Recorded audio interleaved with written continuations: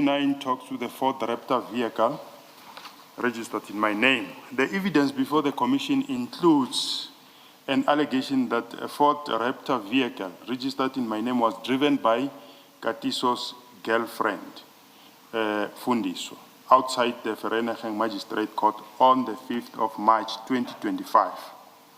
I confirm that this allegation is true. The Ford Raptor vehicle was indeed my private vehicle that was driven by Fundiso on the day, and I purchased this particular vehicle lawfully for my eldest daughter, who was paying for it through me, since I'm the registered owner of this particular vehicle.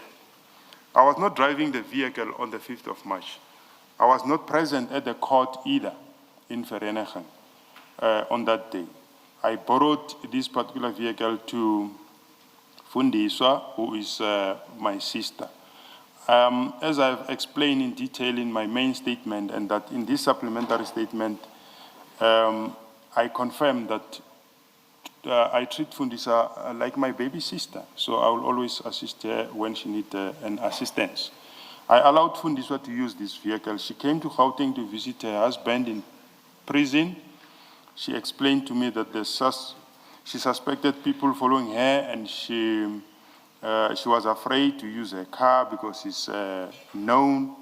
And I decided to give her the Ford Raptor vehicle because in any way, it has been sitting in the garage for quite some time without it being utilized. Suspended Brigadier Abraham Kwashu of the South African Police Service said Nedbank District has defended his visits to a jailed businessman, insisting they were rooted in family ties rather than any improper conduct. Testifying before the Matlanga Commission of Inquiry on Wednesday, Nkwashu acknowledged that he visited controversial businessman Katiso KT Molefe at Groenpand prison after Molefe's arrest on December 6, 2024.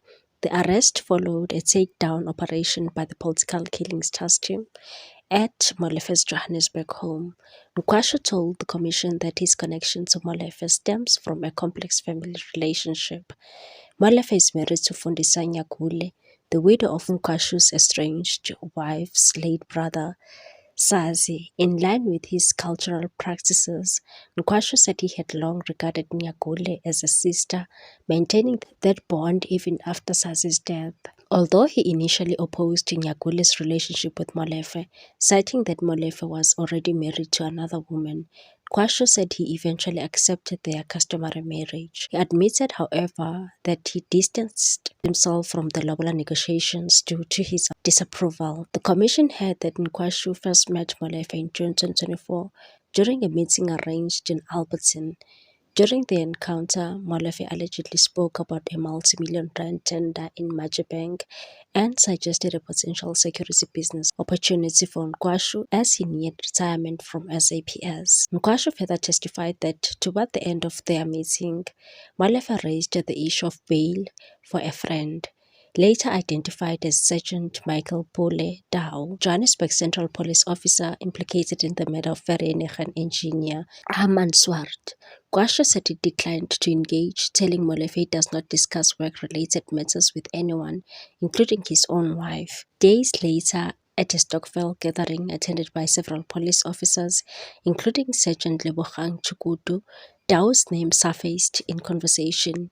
Nkwashu said he mentioned, without naming Molefe, that someone had recently inquired about whether the state would oppose the bail, and said that I did not instruct anyone to act, distancing himself from the subsequent development.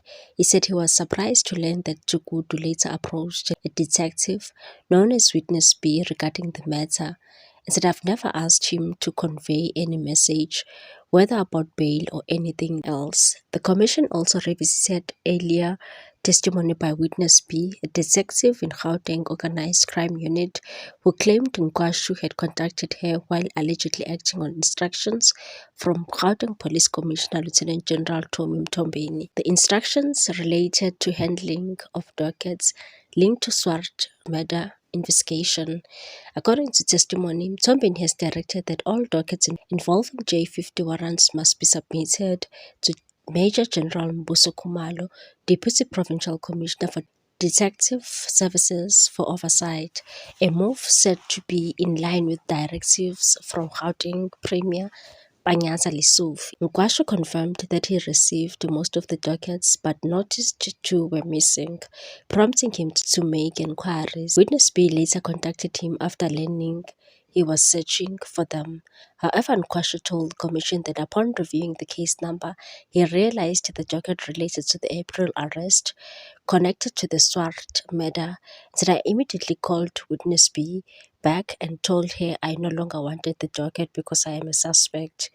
Molefe, who remains in custody, is accused of orchestrating the killing of Swart, a murder that previous testimony suggested may have been a case of mistaken identity. The intended target the commission had was allegedly a whistleblower linked to claims of inflated Transnet tenders involving Molefe.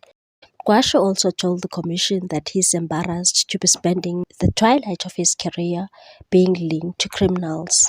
Nkwashu, who is due to retire in July this year, stated that he has never been involved in any criminal activity during his more than 39 years in the police service, and said, I feel very embarrassed to be associated with criminals, but not as fault of anyone else but myself. I'm putting it to the community that I am accountable for. In accordance with the constitution of this country, I'm not a criminal. I don't associate with the so-called cartels. I don't. For me, it does not make sense that the docket left my district without an investigating officer. How had I known that this docket is assigned to this investigating officer? And why would I ask him? Why will I tell him that the investigating officer is so and so? And in paragraph 4, he went on to say he learned about this case. Perhaps let me go to that paragraph, Commissioner. He says, you're looking for paragraph 3 where he says he learned about it on their WhatsApp group. oh, Is yes, that what you're looking for? Commissioner, but when we move on to paragraph 4, it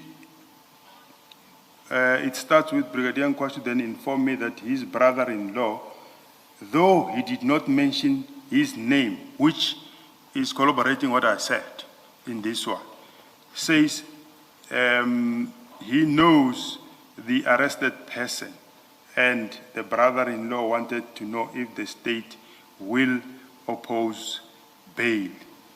I then told Brigadier Nkwashu that when I see witness B, I will ask her if the state will oppose bail. What's your take on this one, people? Thanks for watching. Please subscribe for more news.